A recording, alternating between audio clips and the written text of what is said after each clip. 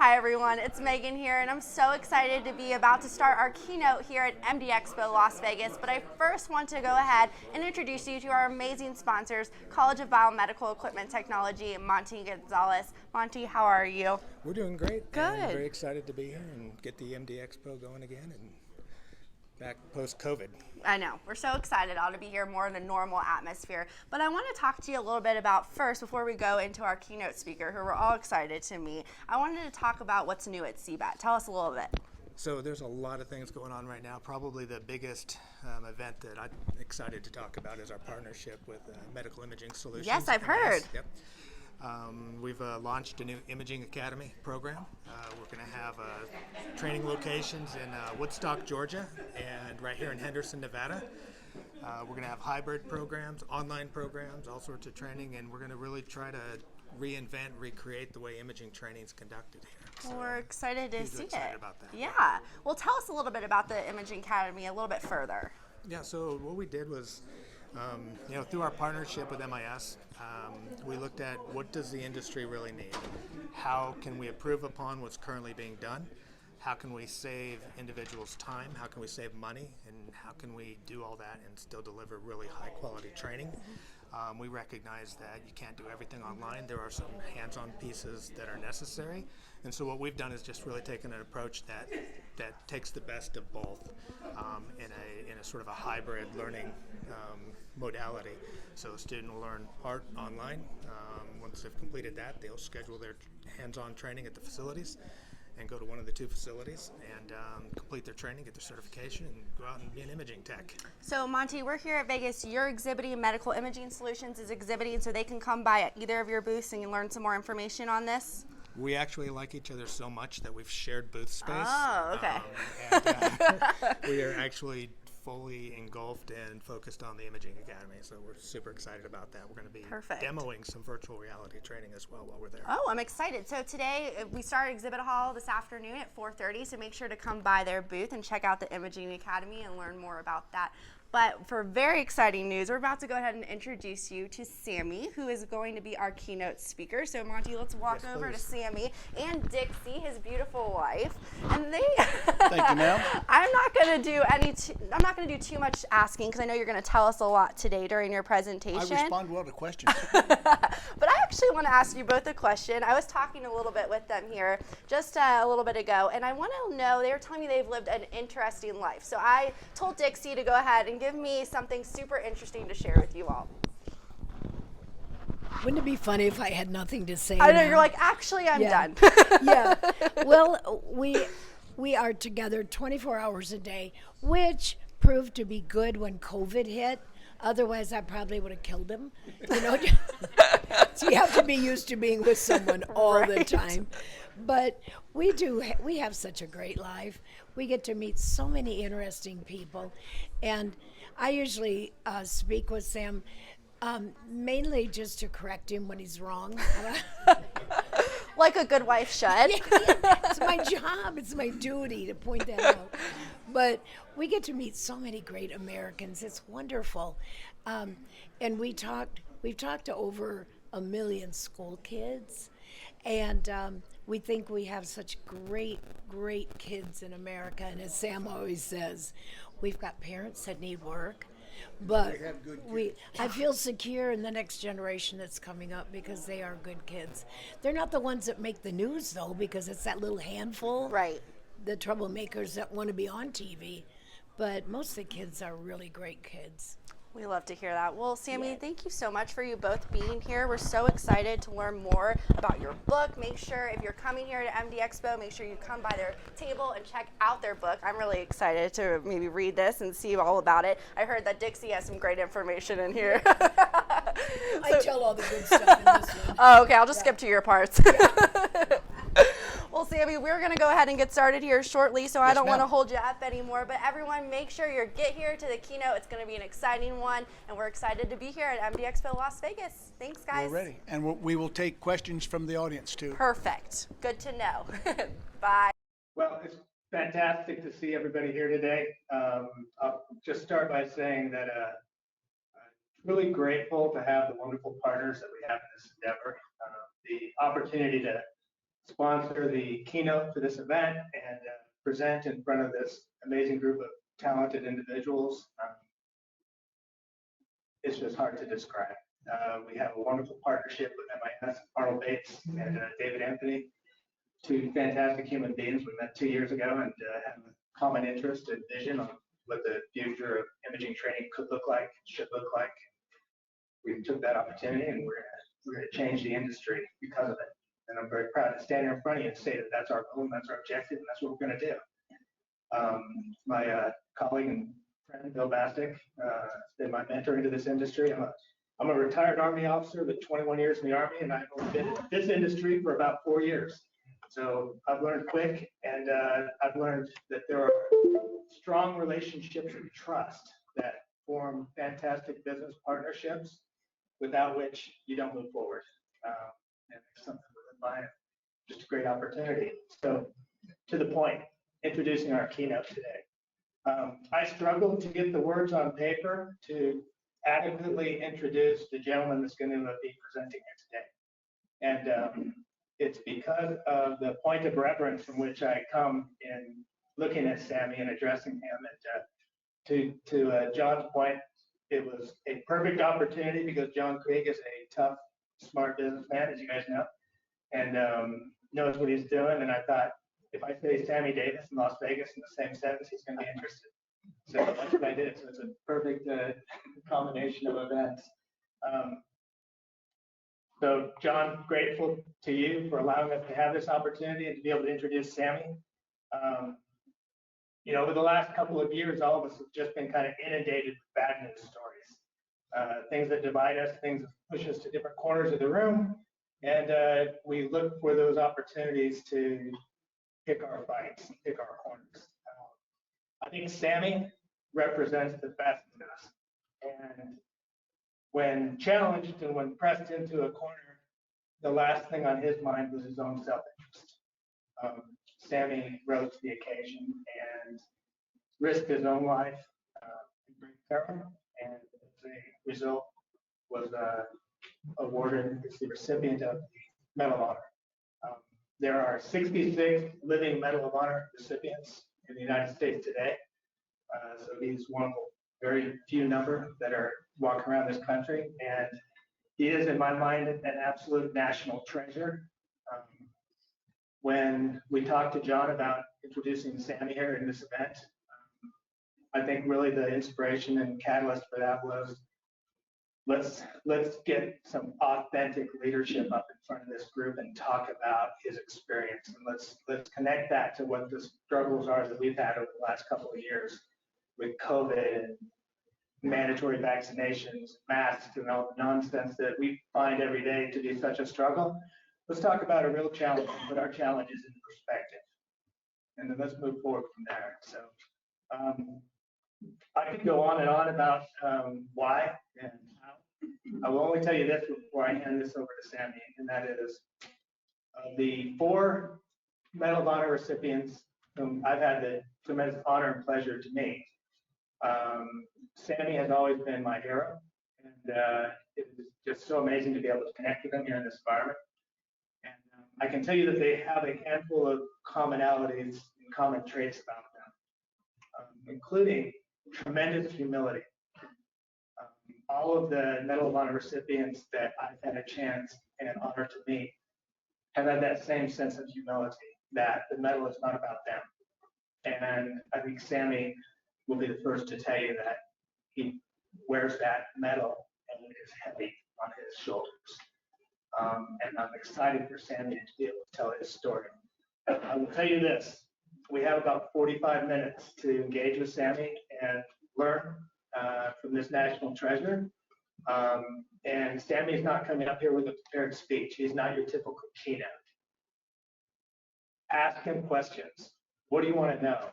You have an opportunity to engage with this guy directly and learn from him. He's living history. You know, we're going to watch a short video here, and then I'm going to turn the floor over to Sammy. I want to tell you, please take the opportunity to ask him some questions to learn from him and make the most of this event.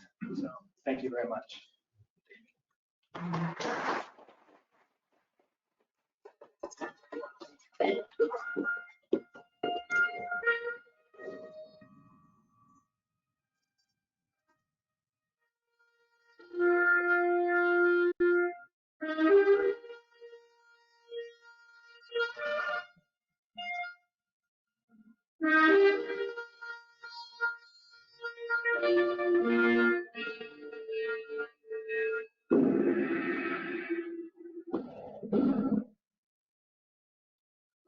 I was working at a bowling alley. I ran the restaurant at a bowling alley, and we had a television. And there came a short clip of the president putting the Medal of Honor on Roger Donald. And just, standing so tall and so straight. Now, because of the military people in my family, I was very aware of what the Medal of Honor was. And I thought, wow, when I grow up, I'd like to be a soldier like him. In 1965, after finishing high school, Sammy Davis enlisted in the Army. His father had been an artilleryman during World War II, and he volunteered to do the same. Upon the completion of training, he requested to be sent to Vietnam. Our job was to provide close and continuous support to the infantry. That's the artilleryman's job. So we would sometimes have to fire almost continuously for 8 or 10 hours. As long as the enemy was attacking our infantrymen, you had to do your job. And then when you lay around for a day or 2 days and not do much, then you cleaned everything, your bullets. Sergeant James Gant from Lansing, Michigan, he was the meanest sergeant I've ever seen in my life. And he would make us take each bullet out of our clip, every time before we got guard, and polish it. He was just a bitter old man. Sergeant Gant was 27 years old. He was just a bitter old sergeant, and that's why he was picking on us. On November 18, 1967, Davis's unit was airlifted to a tiny island in the Mekong Delta near Thailand, Vietnam. American infantrymen were already heavily engaged in the area when Davis and his fellow gunners arrived. So we landed at 8 o'clock in the morning. As soon as we spread the trails of the Royal-Time howitzer, we started firing. And we fired the weapon all day. Just before dark, the enemy broke contact. So therefore, we were able to quit firing, and a helicopter, one of our helicopters came in and sat down, and a major got out. And he said, the probability of getting hit tonight is 100%. So prepare yourselves. He got back in his helicopter and waved. At 2 o'clock exactly, and I remember because I looked at my watch, with the motors sliding down the tube, which is a very distinctive sound, and to hear them sliding down the tube, we got to be pretty close. And I said to Lee, I said, well, when did we move the motors? And Hart said, we didn't. The motors just ran. And 2:30 exactly, the motors quit. It was this eerie quiet. We looked at each other, and we heard whistles being blown like a coach, and orders being shouted in English. And basically what they were saying was, go kill the GI. Sergeant Gant said, okay, boys, this is it. So we grabbed the beehive round, set it on muzzle action, lowered from 2, and we were standing there at our position ready for it. I was waiting for Sergeant Gant to tell me to fire. I knew not to fire until he said fire, no matter what was happening. And I could see the enemy all around us. They were doing mass assault raids. And he said fire, and I pulled the lanyard, the weapon went off, did its job, but the enemy had set up a rocket right across the room from me. And when I fired, they fired my arms flat. The shield blew like a piece. It also hit Sergeant Gant right in the chest. And the last thing I could remember was Sergeant Gant just disappearing into the dark. So the enemy started turning my howitzer around to hopefully to fire of our guys.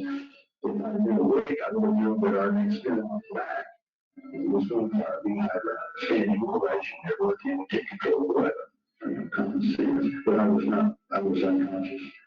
So when the enemy started picking my howitzer up to fire, Bill Hughes, rising sun high, fired the beehive. The beehive round effectively turns the Royal-Time howitzer into a shotgun. It fires 18,000 little darts, behind darts. From one side up to the point, my fourth thumb right vertebra, I had about 30 beehive holes that just passed through and had a flak jacket on, which is the only thing that saved my back. When they fired the beehive at me, it woke me up and rolled over and I rolled inside. And my foxhole, and I'm looking up and I could see all these pretty lights going right over the top of my foxhole. And I thought, wow, it's just like Christmas. My hearing went, I turned stereo from 0 to 50. You know, if you're hearing nothing within just a very short period of time, it got loud enough that the smoke started clearing out of my head and I'm starting to realize what's happening in the world. There's pretty lights, they were tracers. So I kind of raised up on one elbow and I looked down and there was 150 to 200 enemies right there. Picked up my M16, I had 12 clips, which is roughly about 100 rounds. And I was doing my job as a soldier. It was just like living a bad dream. You know, no matter what I did, it's like I wouldn't have to. It was a first time, it was 1,542 kids, and they just kept coming. Well, I started the last rounds, and I didn't think that somebody would see daylight, but because I had if I didn't do my job, those guys behind me ain't got a chance. So, well, I would see if I can get off one round from the house or so. I scrounged around, found the beehive round, sent the muzzle action, found the canister that had not been fired. I had to find the powder because we had everything set up nice and orderly, and if the motors had blown everything askew. Now, we were still doing the job. I mean, so I was having to light the water and go down the room. Finally, when I got to the components and I looked at the piece, I feel the rain. The gun didn't go off. It pulled the rain, it went pop, and I just stopped, you know, because this was my last ever. But I could feel the gun kind of, and then charged it. Because when we were getting around, I looked at the actual effective, so I filled the canister full of horse powder. Whatever they told me, says, yeah, we thought that you bring up some kind of a flamethrower or something, because of all that wet powder. That's why I didn't go off immediately. Well, I was still on it. Maybe I get off one more round. Well, I wouldn't go around it until I had heard someone across the river shouting, "Don't shoot on the GI." And I seen one down the hallway, my brother, standing up, waving these big hats in, "Don't shoot on the GI." I said, "My brother, somebody better go get him." By this time, my body was in really people condition. And I knew I couldn't just run down there and swim across the river. So I thought, well, I'll find an air mattress. That's what I needed to sleep on. So I crawled down the river, swam across the river, stashed the air mattress in the bushes. I started thinking back to where I last seen when I was standing. There was a foxhole there. And there were 3 men. Well, I knew I didn't get strength to make some trips. About 45 minutes to make that trip over to that point. And I was just getting so tired. So I asked them, what would give me the strength to carry all 3 of my brothers at one time? It was always the recipients and communicating the recipe of the GI contact. Davis and him too, organizing troops across the river, trusting in those buildings containers for relative safety. They couldn't get him to go the bank, started doing what they could for him, and back to him, real fuse guys. When I came across my needle sergeant again. About half of his body was in water, his head holding his chest, and he couldn't talk, but he picked his hand up. And I thought, my sergeant wants me to hold his hand. So I kind of crawled up and I grabbed the boat, and I still was hoping that he was going to tell me what to do next. You know, really seeing, I looked down in his eyes. The light bulb that comes on my head was jagged things around. The light bulb came on. All these things that he did, you know, I was being high when I was sitting down, things like sitting on 100 degrees for the light bulb. Sergeant Gant shared with us the things that he knew was going to help us survive. And I looked down his eyes, I knew that he didn't think that he loved me. He wanted somebody to hold up to and pick on him. And teach me things. Jim Dyker was one of the last people that we heard on the helicopters. He was with the medic. And the helicopter seemed to come to the chest. But Jim had his chest, he didn't shot chest also. And he stethoscope off, put on his heart. And the Jim Dyker is alive and well today, living in Salina, Kansas. I got to hold Jim Dyker's friend. What an awesome dude. I know that if I hadn't done my job, when I was just a kid, this precious little thing would not be here. There were 11 of us left standing. Out of the 42 that started. 12 counted me.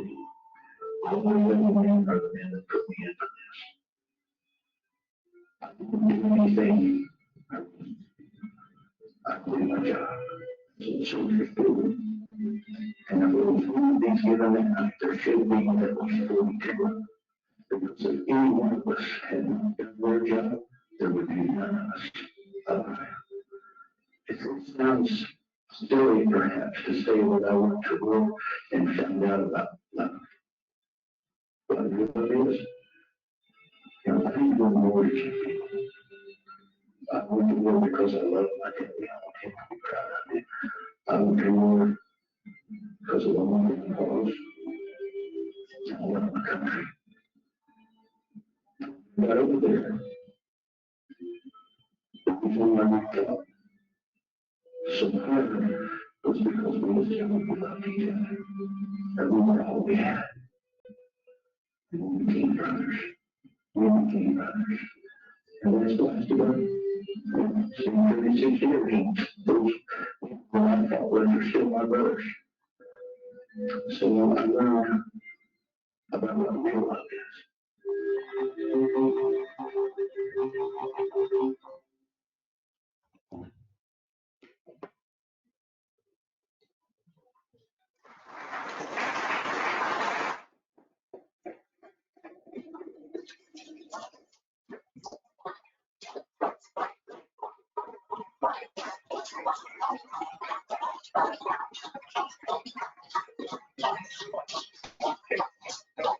Thank you very much.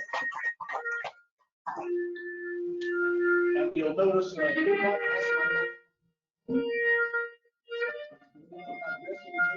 home in Freedom, Indiana, 75 years old. Today's my birthday. I'm 75 years old.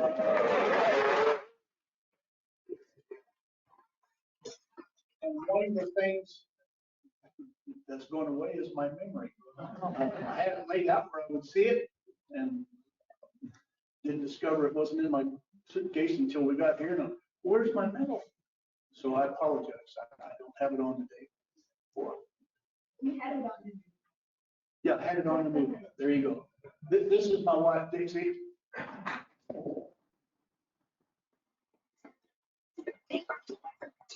And I would gladly answer any question that y'all have about anything, except where my secret fishing hole is. And I'll take you there, but I'll have to blindfold you. So any questions that you have, just raise your hand and speak very loud. I was artillery. I got 4 hearing. Cool? Yes, sir. Can we please sing a happy birthday to you before you proceed? Oh. Happy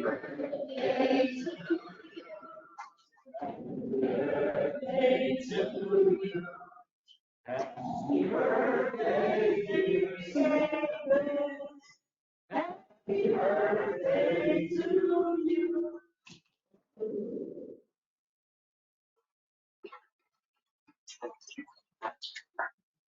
Yes, sir. Thank you, buddy. I'm sorry I couldn't hear you. First of all, thank you for your service. And secondly, how come you didn't go into politics? How come I didn't go into politics? Because I tend to stand up for what I believe is right in my heart.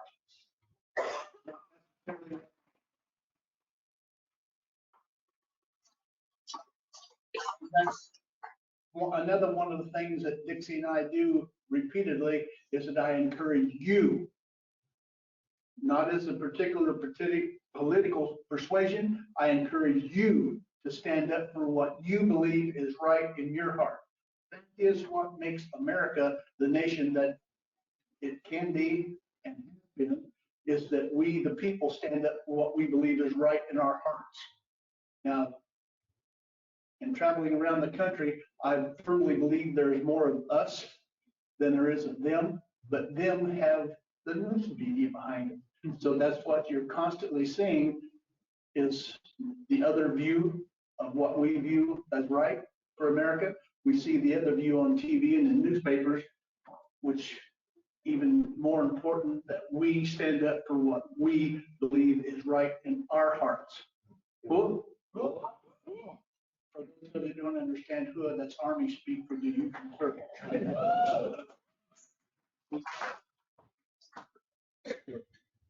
Sergeant Davis, first of all, thank you very much for what you've done. I share some of the experiences with you. I'm a Vietnam era veteran as well. Welcome home. I had a great opportunity a few years ago to meet General David Petraeus. Cool. And we had an interesting conversation about the value of having compulsory military service for all men and women in this country, similar to what Israel does, Yes, sir. as a way of teaching our young people to give something back to this country. Especially our politicians. Yeah, thoughts on that, please? I think it's an excellent idea. Everyone should serve a minimum of 2 years serving our nation.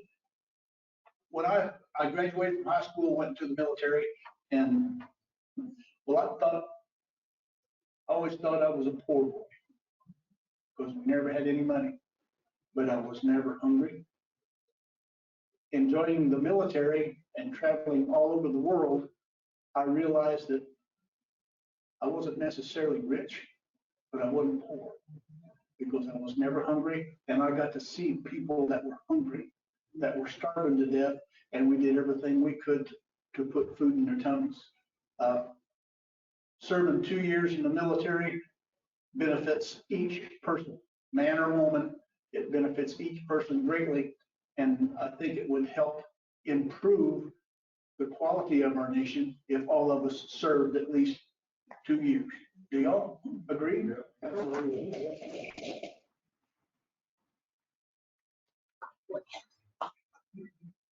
Excellent question. Next question. You think we should have been over there in Vietnam?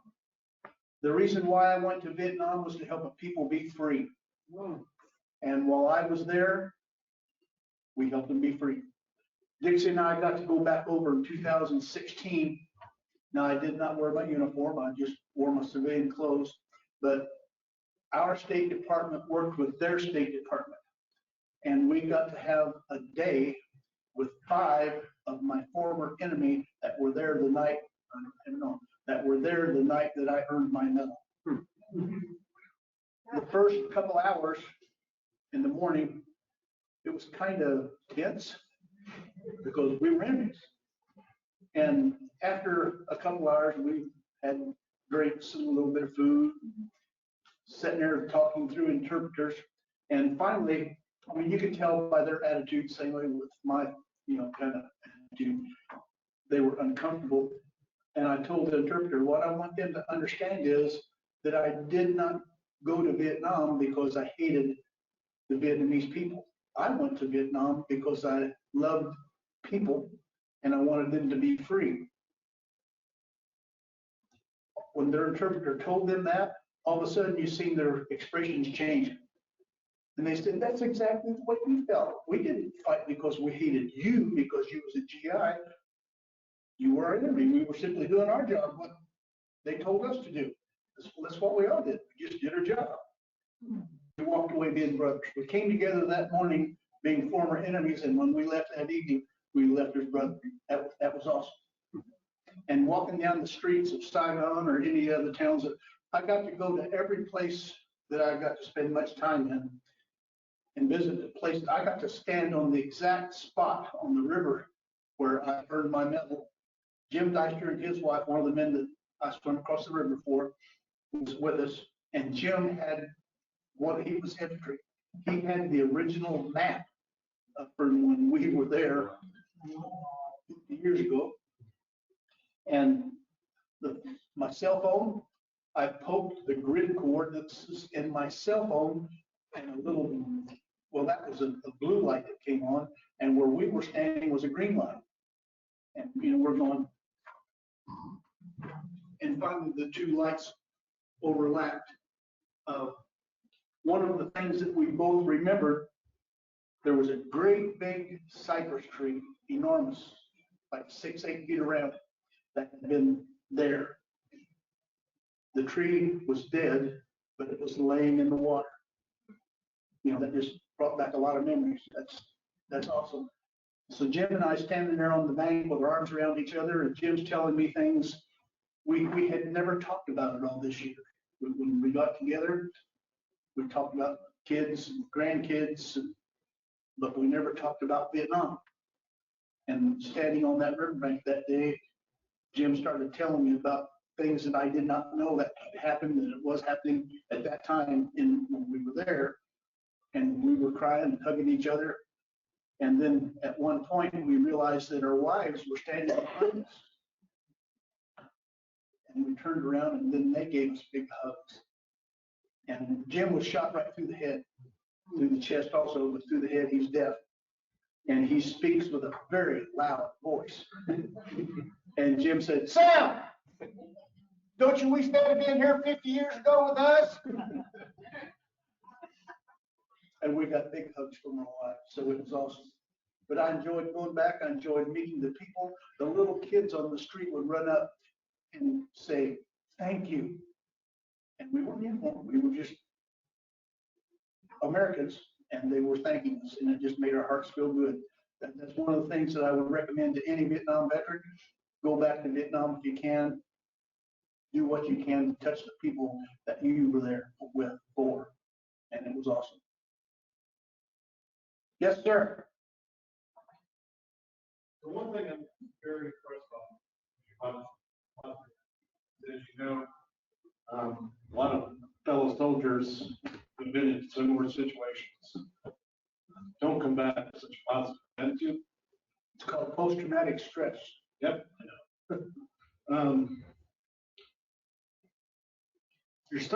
The positive attitude you have, to me, is amazing. That you've been through that. You have such a positive attitude. I mean, is there struggles? Is there? Yes, there is. Of course. What has helped you? Dixie knows not to make loud noises at night. She knows she knows. Yes, ma'am. Come on.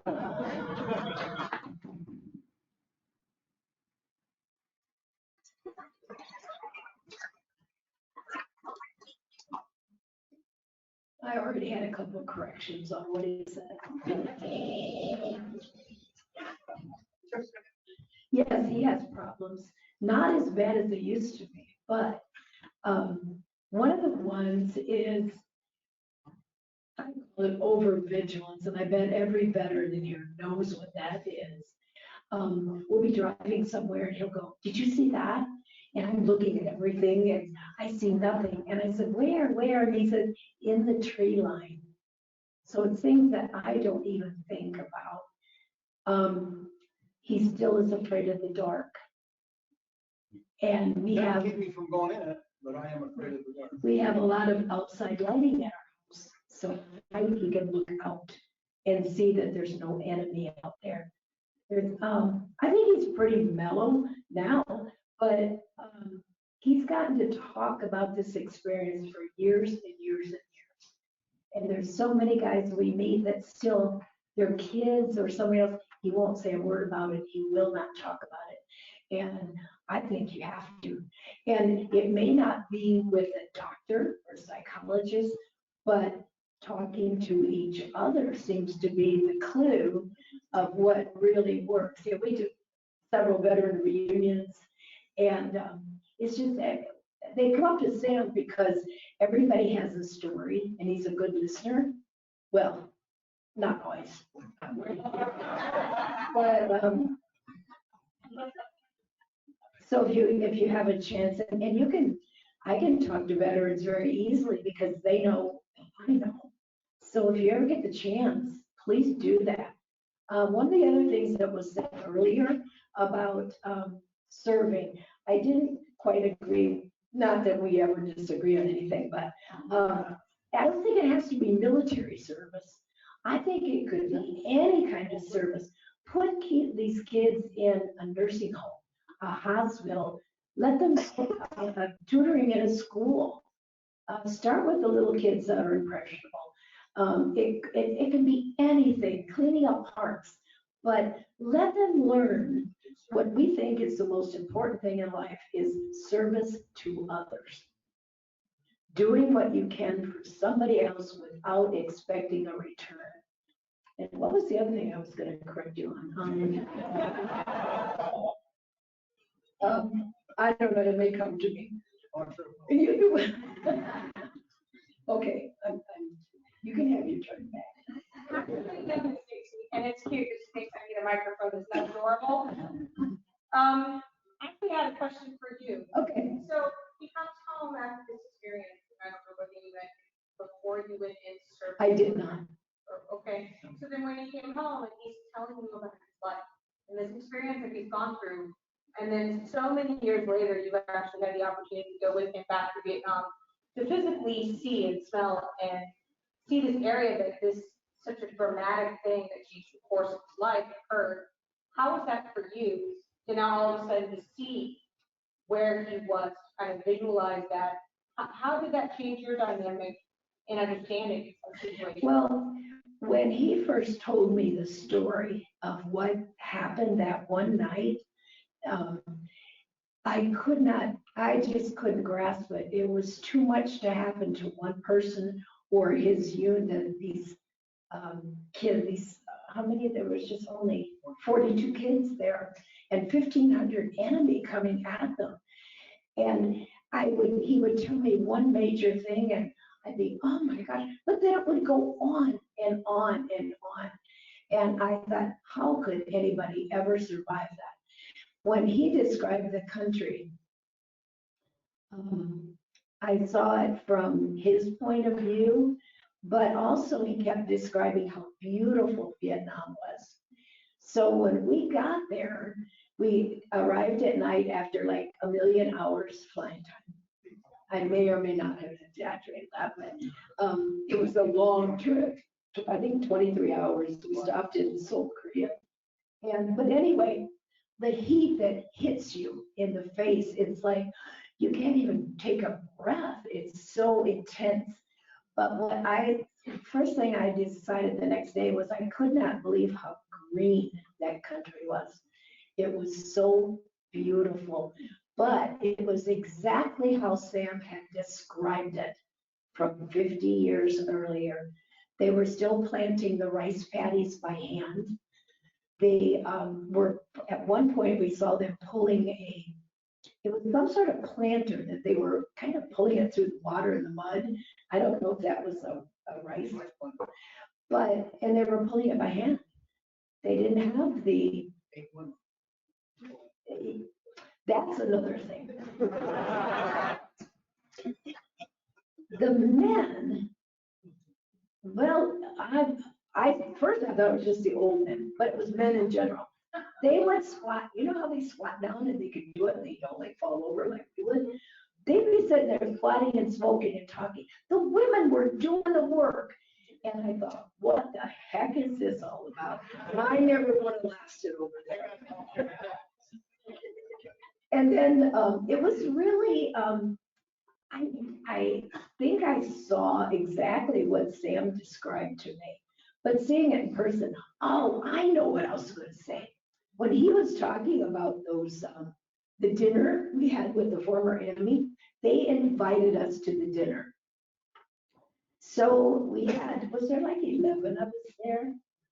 But, and the men kind of, the soldiers kind of sat down at the end and, you know, the women are not supposed to talk. We're supposed to just work and they squat. And, but they served this fish that was on a, like sticks. It was standing straight up. And I thought, with its head and everything on, I thought, I could pass on this, I think. And because the scales, everything were on that fish. Well, the waitress came over and she took like a taco shell and she took a scoop off that fish and put it in the taco shell. Guess who she handed it to? So I thought, we can't start an international incident here. So I took a bite of it and the scales were almost like potato chips. It was really, really good. We ate with the locals as much as we could. They kept, I would say, what are we eating? And Sam would say, it's chicken. I do not know exactly what we ate, but it was always chicken. Okay, so we had this beautiful, all these courses, and it was really beautiful. We always ate outside. And at the end, they left and they didn't pay. So we had to pay for the meal. And I thought, you know, in America, yeah, we had, it was not even $100, was it? It's $52 for 11 people, a 3-course meal. I mean, beautiful, beautiful, beautiful meal. And it's $52 for 11 people. I know, it was not the point of how much it was. It was the fact they didn't pay. You're just so kind. Okay, Sam has a pinched sciatic nerve, and that's why he's looking all crippled up, and normally he's pretty good, so I gave him a chance to sit because I'm such a wonderful wife.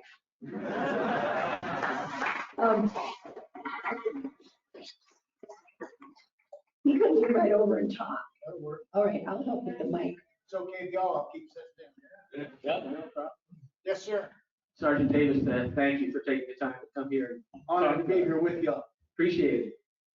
Sir, in our business, we have to build strong teams. It appears back then, you were part of a heck of a team, the camaraderie of that team. Are there any magic bullets? Are there any words of wisdom that you can provide for folks in this room and how to build a strong team and how to have that camaraderie? You don't lose until you quit trying. That's one of the things you have to remember. No matter what you're faced with in life, you don't lose until you quit trying. And that's what we share with all of our students, because that's one of the things I want them to understand and realize, that truly, no matter what you're faced with, you don't lose until you quit trying. The amount of people that we have had come to us all over the United States and come up and say, Sergeant Davis, you talked to me when I was in the 6th grade. And now he's a corporate manager, or well, the one guy was a general. No, that was a lady, was a general in the Army. He said, you talked to me when I was in the 6th grade, and you pointed your finger and said, you don't lose till you quit trying. It's true. No matter what you're faced with in life, you don't lose until you go, I quit. So don't quit trying. Stand up firmly for what you believe is right in your heart. And that's what makes America great. Cool.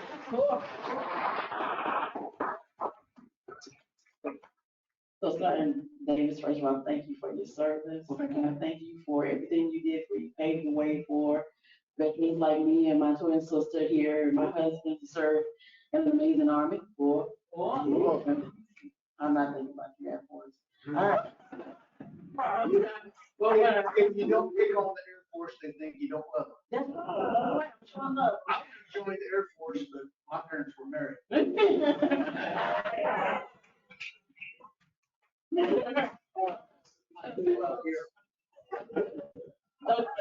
First, I want to say to piggyback on what Chris asked about. Number one, I see an amazing team in just you and Miss Dix. Almost certainly. And I just absolutely love and so my question is pretty much to Miss Dixie, because I'm a veteran, married to a veteran with PTSD, and my twin sister has PTSD also. When you were dealing with him, with his PTSD, you had to come up with a system number one, to identify when he's getting ready to go through something and how to mitigate that. So what was your process in trying to get him out of whatever he was getting into? And secondly, what did you do for your own respiratory care as you were going through this? Because obviously it took a toll on you over the years as well. I don't think if the spouse has PTSD, you do too, even if you were not there. There's a lot of things that I had to learn early on that I couldn't fix them, no matter what I did or said, or I couldn't do it. But I think you pick up on things. He would, and he still does occasionally. He will just snap back at something that is completely not. I don't mean to embarrass you, but it is true. And he would say, and it's really funny because he's diabetic also from Agent Orange and has a lot of other physical things from Agent Orange. And he always, I learned to say, would you check your blood sugar? That meant you're really getting out of line and you need to do something about it. So he knows what check your blood sugar means. And, but he's really gotten better. I think that he still has that startle response. Now I'm going to say something that has really helped Sam and is really helping a lot of veterans. I know the Navy guys are going to know what hyperbaric oxygen chambers are. And that is what's called the bends. You know, you come up too fast, you'd have to. Sam is, in fact, I've done it with him so I could know what he was going through and talking about. We've done, well, you've done over 100. They call them dives. And it's concentrated oxygen that goes in actually through your stem cells. It goes through your entire body. And it really has made a big, big difference. Number one, if you have traumatic brain injury or PTSD, we've been working with the Indiana legislature to get this passed. Purdue now is doing a big test market. And we're working with the VA trying to get it approved for every veteran. Doesn't matter how long you've been out, but it will help treatment. They did what they call a Spec Scan, and that shows the areas of the brain that have been injured or are not working right. His showed, I don't know, it probably is overhead, I'm not sure, but some areas that they said this is probable brain injury. Now, he fired a cannon. That was his job in Vietnam. And he said they couldn't wear the earplugs because the explosion drove them into their ears and they'd have to have somebody pull the earplugs out. So they didn't wear them. So he had a lot of traumatic brain injury. And I think, and they talk about military and PTSD. You know, PTSD can affect every person in this room. Anybody that's gone through anything that affects them, and it really can be anything that happens in your life. You have PTSD. Now, the drug companies are very powerful, and they don't want to have a non-invasive treatment that you do not take any drugs for. It's something that absolutely cannot hurt you. It can only help you. They told us when we went before the Ways and Means Committee, they said anything due to veterans is not going to pass, but let's give it a try. So when we got up there, first thing I said is that I know you read all the statistics. Maybe you'd like to hear from somebody that's actually done it. So we talked to them, and my gosh, it passed 100% immediately.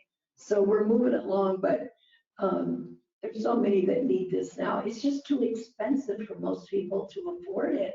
So that's why we have to get it accepted by insurance companies and VA.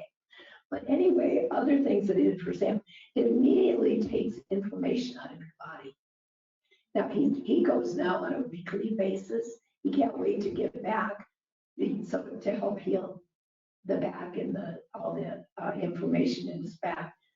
We did, he being diabetic, his kidneys are always, each time we go to our annual checkup, oh, they're getting a little worse. That's the thing we heard all these years. So this last time we went back, I said, would you check our kidney functions, please? And one of Sam's are better. And the doctor started saying, well, kidneys don't really get better. We try to get them to a place where they're stable. He goes, whoa, wait a minute, they're better. His kidneys are almost normal. So it really has, it cleared up the liver. So there's just a big impact on your entire body. So that's what's really helped us. But what you said about recognizing the triggers, and I think probably my initial reaction is always, what? You know, I want to just go right back at him. What are you talking crazy going? Well, I still do that, but finding out what those are, trying to divert attention to that. And the only thing that I have ever let him know is that I love him, no matter what. I love him. And whoever says that you're never going to go through bad things in your life, you know, that just doesn't happen unless you're that 1 in a million. It's just not going to happen. But just always being there. He knows that no matter what happens, I'm always there. And I think men that have been in war, I think they lose so many of their buddies. They're not sure. And I think that affects all relationships. Then you don't know who's going to be there tomorrow. So I hope that answers that a little bit, because I don't think there's any pat answer, because everybody being so different. What do you think? Oh, you're right. You want to add to that? You're right. We got questions. Sergeant Davis, once again, thank you for your service. I'd like to start off by saying one thing. You pulled 3 of your brother in arms off of that battlefield that day, but I can tell as a couple that you continue to take care of brothers in arms today. So, as a brother myself, but the one question that I'd like to ask is, in that moment, you saw the leadership of your sergeant. You That I saw, understood yes, the leadership of my sergeant. and you saw the love, and from the rockers on your arms, you went on to be a leader. So what can, other than making our employees shine their bullets, what other advice can you give to us about being a good leader? The shining the bullets, for those of you that don't understand the importance of it. Sergeant Gant knew that this was the M16 when it was still new, and it had a very tight chamber tolerance. And if you drop the clip into the mud, if you drop the rifle, which was always wet and muddy, the M16 jammed constantly. I mean, when you're in a firefight and your gun don't work, there's deep problems. Well, Sergeant Gant understood that if the bullets were, the whole bullet was totally clean and very lightly oiled, that the mud, nothing would stick to it. We, in my crew, our guns never quit firing. And the rest of the crew said, well, what did you guys do to the M16s? And we said, well, Sergeant Gant just makes us polish. The bullets had to be bright enough that in the sunlight, they would hurt your eyes. That's how shiny, bright they were. And we took the bullet out and dropped it in the mud, picked it back up, and it was totally clean. And that was the difference. It took us a while to understand. We thought that Sergeant Gant was just being mean. He was just a mean old sergeant, making us polish the dang bullets. You know, that's just stupid, polishing the bullets. Well, it took a week or two before we finally realized this really works. So that's what I suggest to you, sir. Make your troops polish their bullets. The more you learn, the more you know, the better everything will be. Keep it up and don't quit trying, because you don't lose until you quit trying. Cool? Cool. I want to be careful how I say this, because I certainly don't want to minimize what any of us have gone through before. But one of the interesting things I've had occur in my life is that my next door neighbor is a psychiatrist at the VA. Cool. And I've had a chance to meet with her and discuss some of the things with her. And so I'm saying this more as a commentary to provide additional resources for our young people today. They did a study, the VA did a study and compared the actual amount of combat time spent by World War II veterans to Korean War veterans to Vietnam veterans to the Middle East, and found that the combat veterans in the Middle East had spent typically as much as twice as much actual rifle to rifle time as we did. And therefore it is pretty clear to me that the PTSD problem that we're having with these young people returning now is probably significantly worse than what it was during Vietnam or World War II. I agree, sir. And it's something that we have to face as a society and quit demeaning them as being sissies or whatever and take care of them for what they've gone through. Because quite frankly, what they went through is horrendous and worse than anybody in our history has gone through. Yes, I understand that totally. One of the things that I have found that helps post-traumatic stress is sitting down with another veteran, doesn't have to be a veteran, but veterans specifically for me is what helped, and just talk. And pretty soon you find yourself talking about it. And pretty soon you start talking about the things that are really bothering you inside. And once you get it out, now it's still there, but when you talk about it, some of the infection is gone. So that's what I encourage our young troops coming back, and all I gotta do is talk to them for 3 minutes.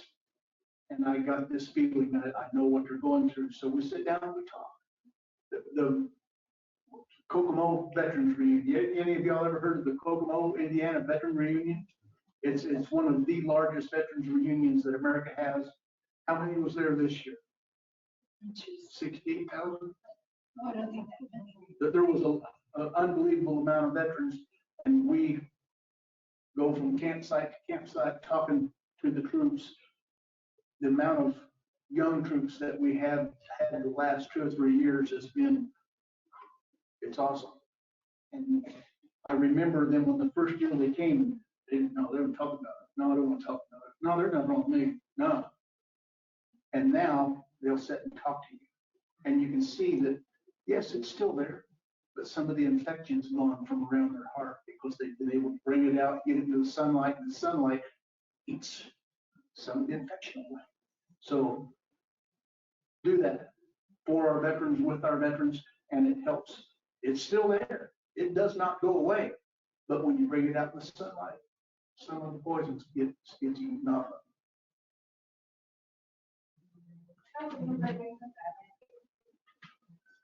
Good hear. That was a really great way to put that. Thank you. Oh, well, thank you. If anybody wants to know where the secret fishing hole is,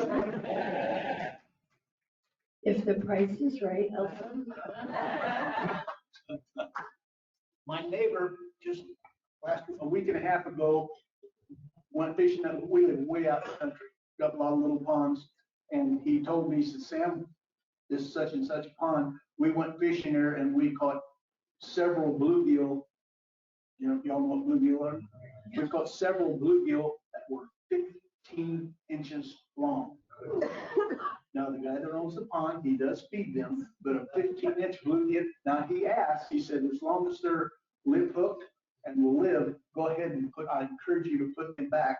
But if they're not lip hooked, then you can go ahead and keep them. 15-inch bluegill.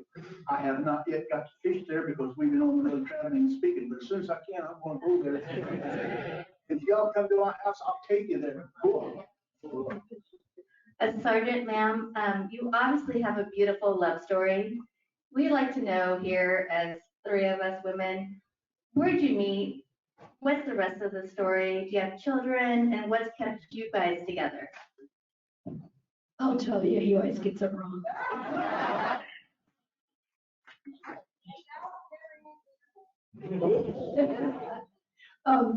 We both wrote books, and I did put our story in the book. And if you want, we're doing a meet and greet after. If you want to come up and just shake hands or you want a book, let us know. We actually knew each other in the 70s. And I was married to a hospital corpsman. We lived in Texas. Free non-tour. It's not your turn. And Sam's wife, Peggy, most beautiful singing voice ever in the world.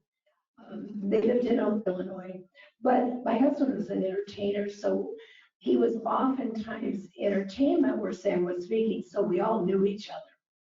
And then Tim passed away from Agent Orange cancer. And 4 years later, Peggy passed away from cancer. And one day I got an email from Sam. We knew each other, but we weren't like great buddies or anything, but we just were friends. And he said, "How are you doing?" Well, it had been 5 years since Tim passed away, and I thought, And I said, "I'm fine." I realized what he was doing. When you're someone close to you, like a husband or wife dies, you want to talk about them all the time, and nobody else does because they're afraid they'll make you cry or make you feel bad. So I knew what he wanted to do. So we did not talk in person. We wrote back and forth, just so old fashioned, and talked about Peg. And then we started talking about our families. I had a son who eventually had 6 children. He was an only child. I do not know what happened there. And Sam had 3 children. And so together we have 15 grandkids. But anyway, we kept writing. And one day Sam was cleaning his desk. And now that we've been married all these years, it was the only time he ever did it. Cleaned his desk. I'm a stacker. I have very big stacks, but I've got stacks. A post-it note fell out of a little record log, and in his wife's handwriting it said, "Call Dixie," and it had my phone number on it. So he sat down and called me, and we talked for a couple hours, and we laughed, and we laughed, and we laughed. And then, yeah, we cried too. And then he said, "You going to Skidmore this year? That's a little dinky town in northwest, in Missouri. And every year they had this big Freedom Fest where people from all over the world came to talk and enjoy each other's company." And I said no, because, I was working 3 jobs to pay off medical bills, so I didn't have the money to go. And then Tim's singing partner, Michael J. Martin, he was going, but everything he did, he still put Tim's microphone up and sang their songs, and it was really, really hard. So Sam kept asking, I kept saying no, and one time he said, "Hey, I'll pay for your ticket if you want to go," and I said, "Okay." So we re-met there in front of a lot of people who knew both of us, and we're going, let's see where this goes. And Sam was playing harmonica with the band that day, and he put his harmonica down. It was at daylight during the daytime rain, and there were all these bleachers where people were sitting, and this whole center area was just grassy. So he leans forward with this "May I have this dance thing?" And I'm going, no. Not with everybody. There's nobody else dancing. And my friends are going, go. No. Anyway, I had to because he wouldn't go away. So we danced and everybody applauded, and it was really sweet.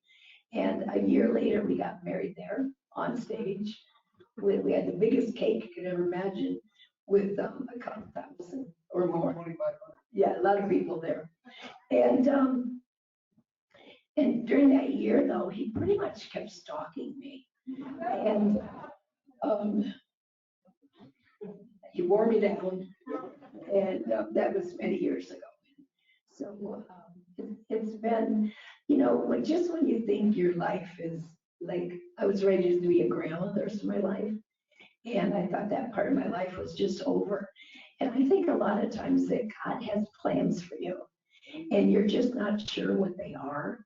But if you listen to him and pay attention, and I'm really glad that that he did have these plans for me, because we both had really good marriages, but with each other, we found something even more than what we My had. wife, Katie Jo, has spent 35 years training me for Dixie. She didn't quite get done with it.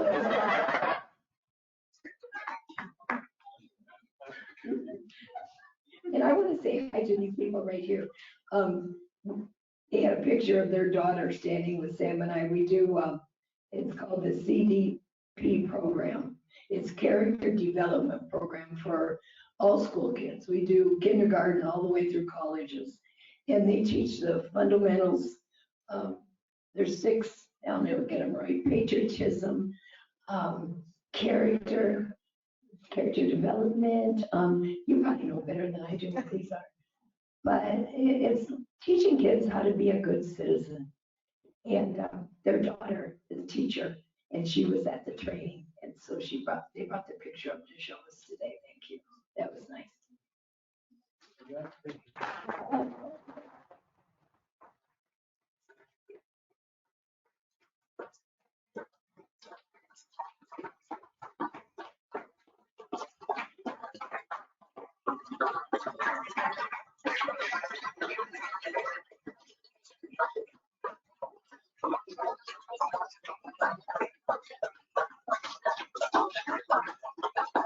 So if we could, I want to just bring everyone's attention to the table over here. Sammy and Dixie have their books to tell all of the story. Please come up here and engage them, overwhelm them, ask for photos, get books signed and all that good stuff. Sammy wants to say goodbye with a beautiful harmonica. Sure. Of all the things I learned in Vietnam, I learned how to play a harmonica. My mother decided that I wasn't writing home often enough, and she went to our local state representative and said, my son, Sammy Lee Davis, is in Vietnam, and from him in weeks, and I'm afraid that something may have happened, but I don't know how to check on him.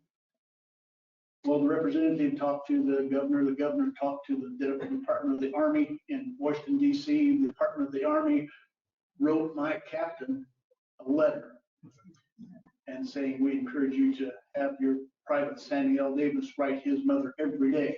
So the captain came to me and said, you've got to write your mother every day. Well, when you have to write your mama every day and you're in a combat situation, what do you write about? You know, you obviously can't write about what's going on around you. So I wrote about the mud. I only had to write, they said 1 or 2 paragraphs. My paragraphs were small, but I wrote about the mud and how it smelled. And I wrote about how the mud felt. And I wrote about the ducks, the little baby ducks, millions of them everywhere. I'm not an artist, but I draw a picture of a little duck with his head under the water, his feet up in the air, and say this duck was catching grubworm or something, you know. But every day I could put my letter in the mail, and the captain was happy. Well, after a few weeks of Mama getting mail every day, she sent me a package. Now, my mom was famous for her oatmeal raisin cookies, the best there was in the world. And that's what the package looked like to me was, oh, Mom sent me a pack of oatmeal raisin cookies. All right. So I was really excited. Now, I could see my name on the package, but the captain the sergeant had poured the mail out on an ammo pallet. So you just didn't reach in and get your mail. You had to wait for him to pick it up, read your name, and he would hand it to you. So when he read my name or picked the package up and read it to me, handed it to me, brown paper package.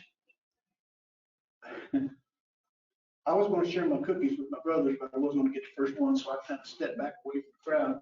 And I opened it up, and it was a harmonica box. And on the box it said, "Son, I hope this helps you be not quite so bored."